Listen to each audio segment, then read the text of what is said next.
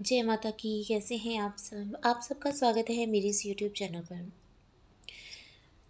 देखिए, जब शक्तियाँ जागृत होती हैं तो वो कुछ संकेत देती हैं। उन संकेतों को समझना बहुत ज़रूरी होता है, तभी साधक आगे बढ़ पाता है।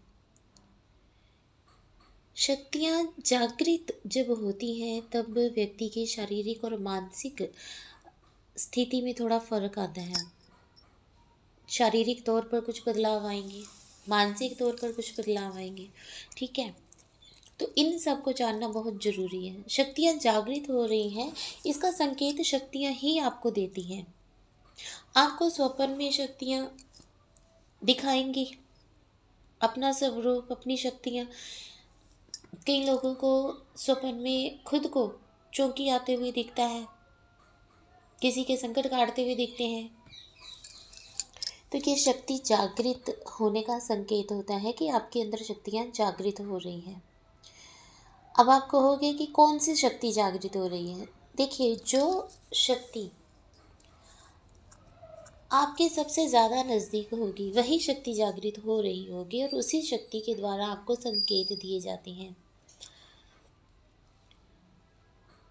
अब कौन सी शक्ति आपके साथ चल रही है? आप माता काली की पूजा कर रहे हैं, माँ दुर्गा की कर रहे हैं, आप बगलामुखी की कर रहे हैं, आप भोलेनाथ की आराधना कर रहे हैं, भैरव जी की कर रहे हैं, लेकिन मेन शक्ति कौन सी आपके साथ चल रही है वो आपको नहीं पता।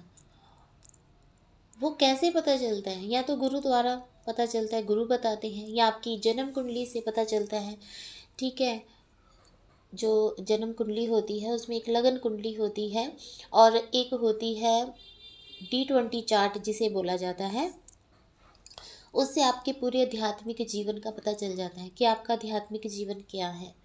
ठीक है, तो मान लो कि आपको आपने कहीं अपनी कुंडली दिखाई और कुंडली के द्वारा आपको पता चला, कुंडली दिखाने से आपको पता चला कि आपकी जो इष्ट देवी हैं, आपकी जो इष्ट देवी हैं या इष्ट देव हैं वो भगवान भोलेनाथ हैं। लेकिन आप किन देवता की आराधना करके मोक्ष को प्राप्त होंगे, ये D20 से पता चलता है। ठीक है, D20 से ये पता चलता है। आपने शुरुआत तो की भगवान भोलेनाथ से, लेकिन आपकी जो भक्ति है भगवान भोलेनाथ से चलकर वो कब विष्णु तक पहुंच गई आपको पता भी नहीं चला। कौन सी शक्ति आपके साथ चल रही है ये पता चलता है या तो गुरु के द्वारा या आपकी कुंडली के द्वारा। अगर आप के पास कुंडली नहीं है, अगर आपके पास गुरु नहीं है, तो आप कैसे समझे कि आपके साथ कौन सी शक्ति चल रही है? शक्तियाँ जो होती हैं ये आपको स्वप्न के माध्यम से दर्शन देती हैं। ठीक है, स्वप्न के माध्यम से जब वो दर्शन देती हैं तो बहुत बार क्या होता है कि आप ओम नमः शिवाय का जाप भी कर रहे हैं, ओम क्रीम कालिकाय नमः का जाप कर रहे हैं, नवाण मंत्र का जाप कर रहे हैं या किसी भी मंत्र का जाप कर रहे हैं। सोते समय भी वही मंत्र आपके अंदर निरंतर चलता रहता है। इसका तात्पर्य है कि वो बीज मंत्र जो जिस भी देवी देवता से संबंधित है उसी देवी देवता की शक्ति आपके साथ चल रही है, क्योंकि वो आपके ओरा के बहुत ज़्यादा नज़दीक है, बहुत ज़्यादा डीप है।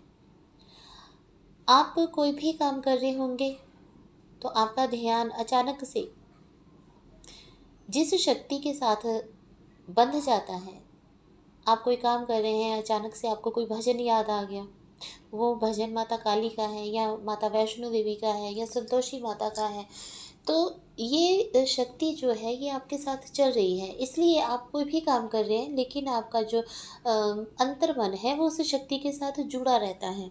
इससे पता चलता है कि आपके साथ कौन सी शक्ति चल रही है।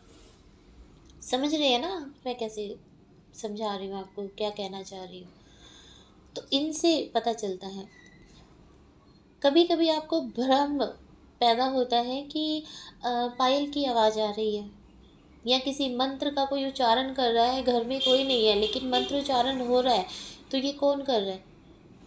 तो वो मंत्र जो है वो जिस देवी देवता से संबंधित होता है उसकी शक्तियाँ आपके साथ चल रही होती हैं।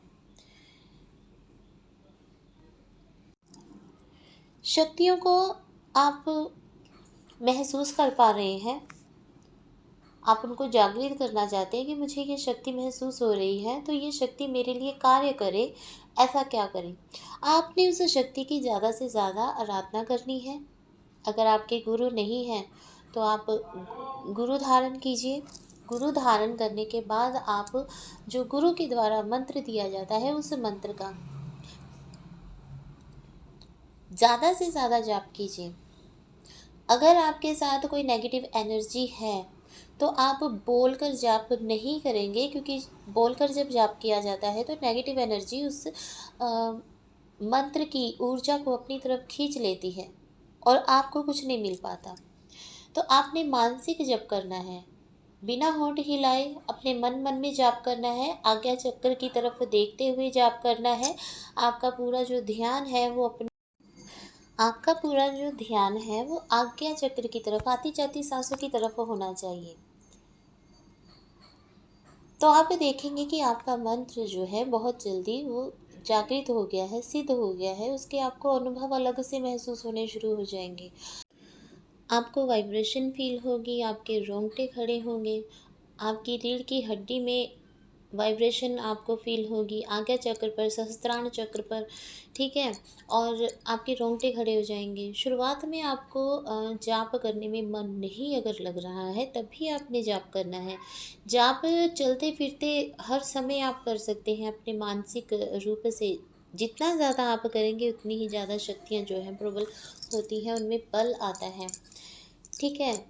और जब आपके शरीर में कहीं कोई ब्लॉकेज होती है, तो जो आप मंत्र उच्चारण कर रही हैं, उस मंत्र की ऊर्जा जब शरीर में बनती है, वो शरीर में बनकर पूरे शरीर में अपना चक्र लगाती है, पूरे शरीर में वो ऊर्जा घूमती है। और आपके शरीर में अगर कहीं भी कोई ब्लॉकेज होती है, तो वो ब्लॉकेज जो है वो इसी ऊर्जा के द्वारा ख़त्म कर दी जाती है। अगर आपको कोई ब्लॉकेज है, तब आप सूर्य मुद्रा करके मंत्र का उच्चारण कीजिए।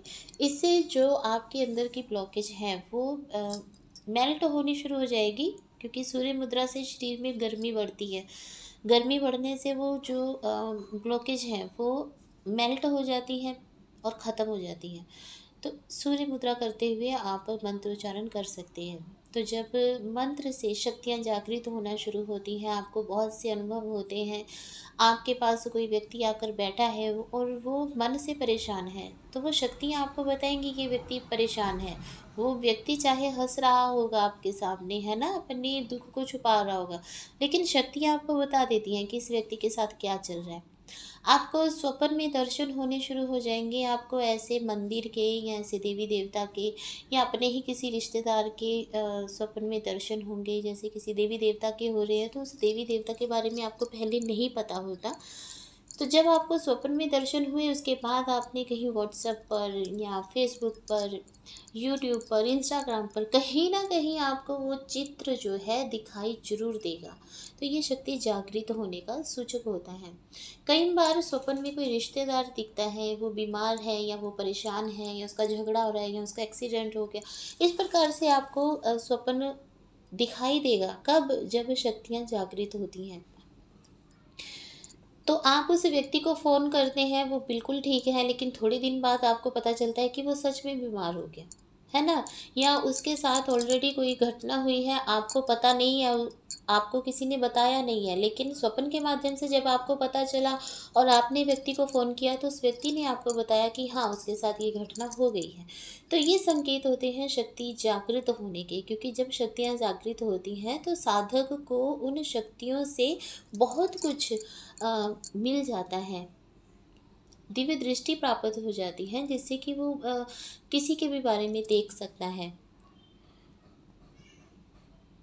जितना ज़्यादा आप जाप करेंगे, जितना ज़्यादा आप मंत्र उच्चारण करेंगे, जितना ज़्यादा आप ध्यान लगाएंगे, उतनी ही ज़्यादा शक्तियाँ जागृत होती हैं, ठीक है? तो इष्ट देव जो होते हैं वो आपके कुंडली से पता चलता है कि आपके इष्ट देव कौन है।